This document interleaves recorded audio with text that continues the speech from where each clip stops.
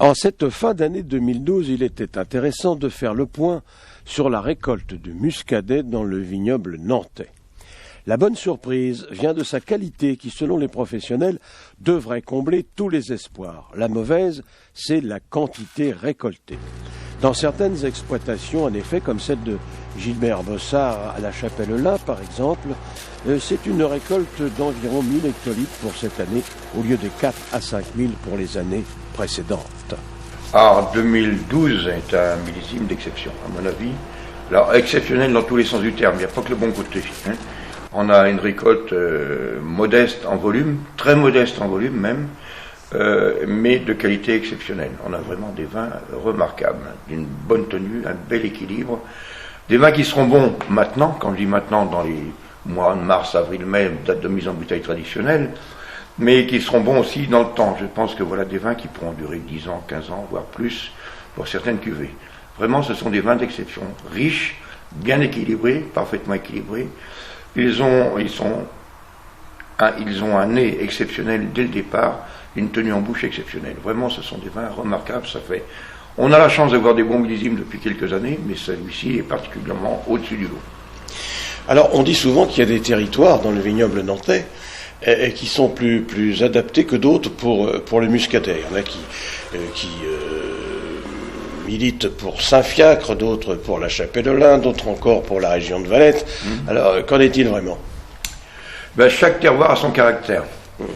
Et Saint-Fiacre est réputé parce que c'est la commune la plus viticole de France, soi-disant, mais j'y crois aussi, je pense bien, oui, parce qu'il y a autre chose que la vigne, il y a les maisons et les routes, je crois bien. C'est tout ce qu'il y a.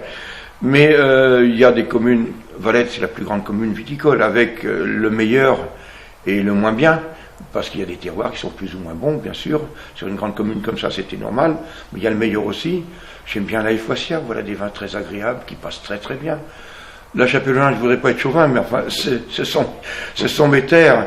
Et la Chapelle-Lin, c'est un muscadet qui passe très très bien, très agréable, relativement bien équilibré, assez rond. Ce ne sont pas des vins agressifs. Alors chaque terroir a son caractère. Moi, je conseille aux gens qui sont passionnés de vin de faire le tour du vignoble, de découvrir et les terroirs et les hommes, même si les hommes sont un peu accessoires, le terroir étant prioritaire. Mais il n'empêche que les hommes savent bien faire parler la terre, et un bon vigneron sait faire tirer le maximum de son terroir. Alors, quelle est la commune la meilleure ? En fonction des années, ce ne sont pas toujours les mêmes, en fonction des millésimes. Et puis je pense qu'elles sont toutes bonnes. Si la vigne dure ici depuis des siècles, ça n'est pas par hasard. Si les terrains n'avaient pas été bons, il est évident qu'il n'y aurait plus de vigne. Alors cela dit, Gilbert Bossard, on arrache quand même. Alors quel est l'avenir du muscadet ? Il semblerait qu'il y ait des problèmes, c'est pas votre avis ? Alors, le marché actuel est épouvantable. On a, par exemple, une très grande propriété qui vient d'arrêter, qui arrête. Ça nous fait plus de 100 hectares de vignes qui vont s'arracher.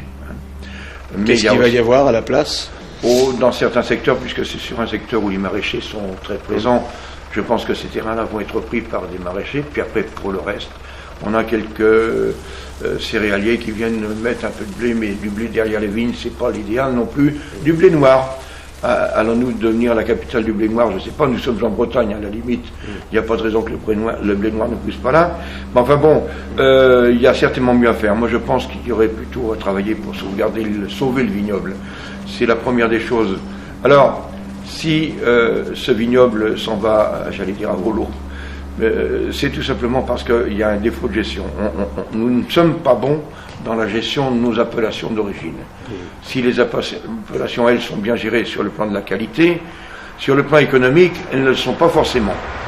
Et il faut reconnaître que la bagarre qu'il y a souvent entre les vignerons et les négociants, où, disons, les gens, au lieu de s'entendre autour d'une table pour gérer un marché qui est relativement simple à gérer, en fait, parce qu'on a la chance d'avoir un vin unique.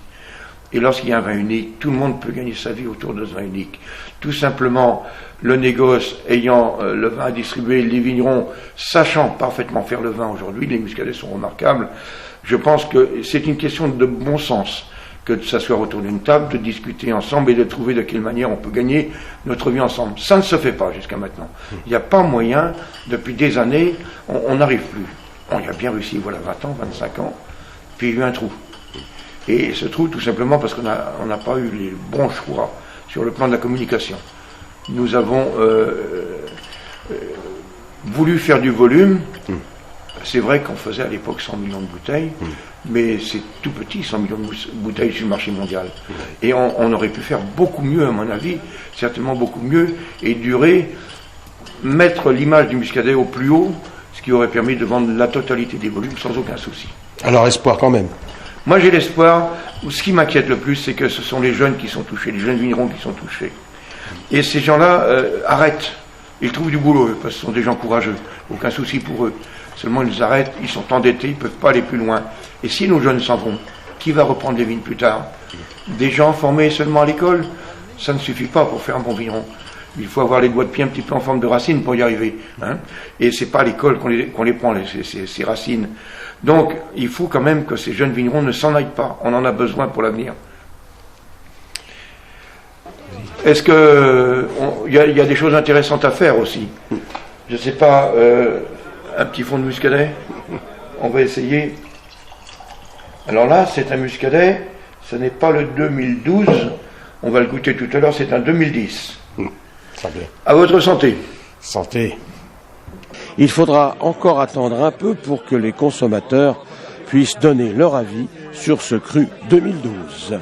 À consommer, bien entendu, avec modération.